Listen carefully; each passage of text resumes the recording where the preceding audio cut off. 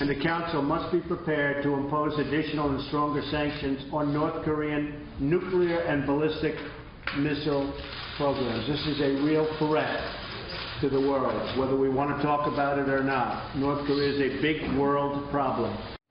President Trump, in some remarks at the White House we played back to you earlier this hour, saying that, yes, new sanctions against North Korea may be the way to go, as that country has been threatening, among other things, to sink the USS Carl Vinson strike group. Also detained a third American over there, a college professor. So with all of that going on and these new comments in from the president, we bring in former National Security Advisor to Vice President Cheney, John Hanna.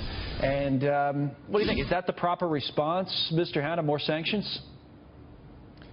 Well, certainly more sanctions could help. We've got some in reserve that could be very, very painful to the North Korean economy. And I think, in fact, if we got Chinese cooperation, could actually put that regime at risk of collapse, which is the one thing that we know that young dictator in North Korea really cares about. The key is obviously the Chinese, less the UN, but getting the guys in Beijing to really finally crack down.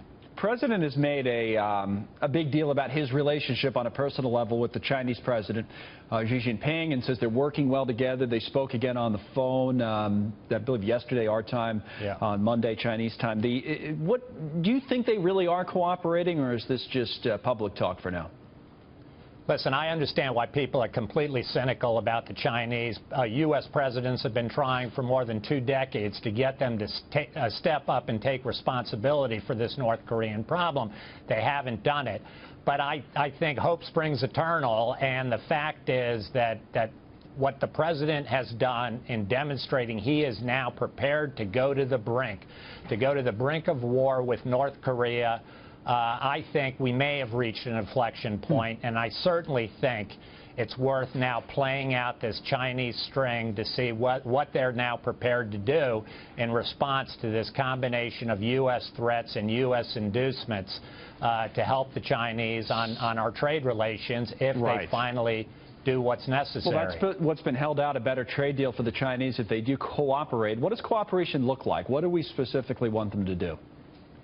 Well, listen, there are still Chinese banks that are servicing the North Korean economy and North Korean companies. Those banks need to stop that activity immediately.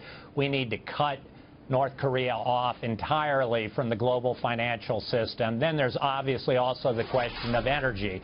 Chinese have stopped taking North Korean coal, which accounts for up to 40% of the North's revenue.